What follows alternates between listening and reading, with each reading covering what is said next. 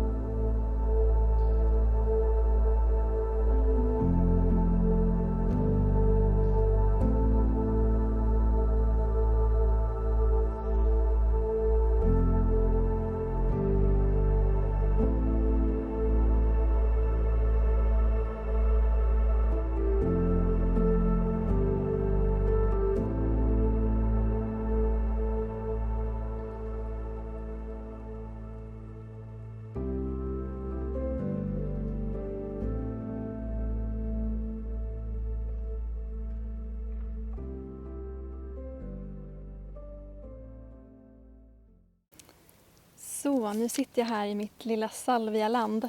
Jag har 4 små buskar här, eller faktiskt 5 små buskar som kommer att ge många fina salviabuntar. Och det jag också ville säga om de här salviabuntarna och när de är bra att använda. Jag tycker om att använda salvia i slutet av min menscykel, det vill säga i min inre höst, i slutet av den inre hösten, precis innan den inre vintern och menstruationen ska komma igång. För då upplever jag att när en hel cykel har gått så kan det finnas stagnerade energier inuti mig och då tycker jag det är väldigt skönt just med salvia som renar och frigör blockeringar. Så ett litet tips till hur du kan använda din salviabunt. Så nu när jag har plockat av salviabladen, så tänkte jag också gå och plocka lite pepparmynta som jag tror kommer ge en väldigt fräsch och behaglig doft i den här bunten. Jag kommer också plocka lite blommor som doftar gott och som också funkar som rökelse så att buntarna blir vackra också att se på. Det tycker jag är viktigt. Så ja, det är nästa steg innan jag ska göra själva buntarna.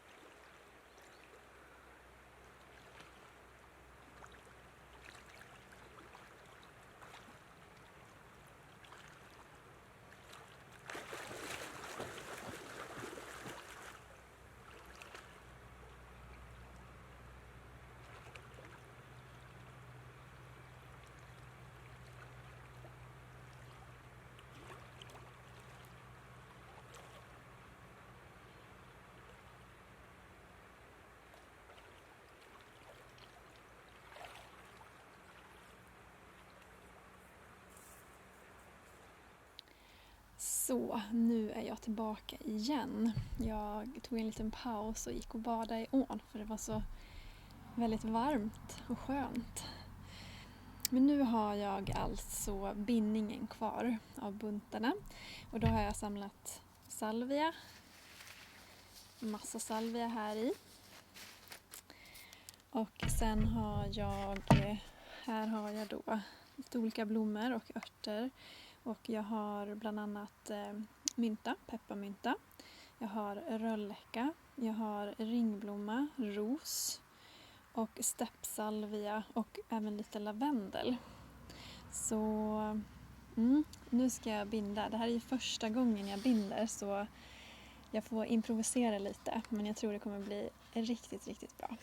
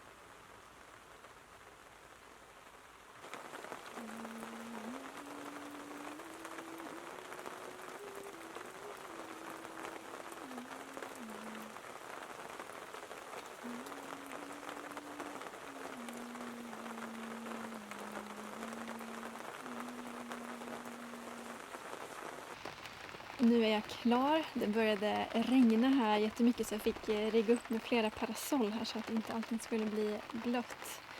Men nu är de klara och de blev så fina. Jag är så nöjd. Jättefina. Så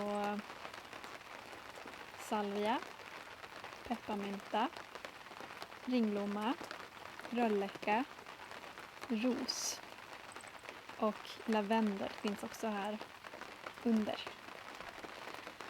Så nu ska jag bara hänga de här på tork. Jag skulle tro att det tar kan det ta en vecka för dem att torka.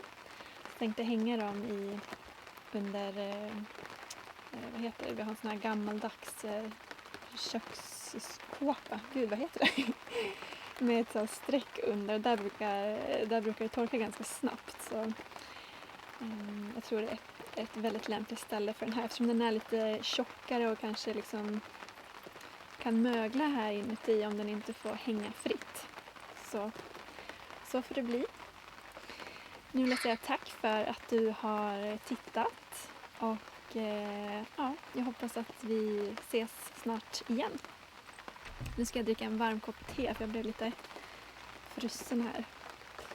Så ha det så fint och lycka till med din egen salviabunt om du är sugen på att göra en.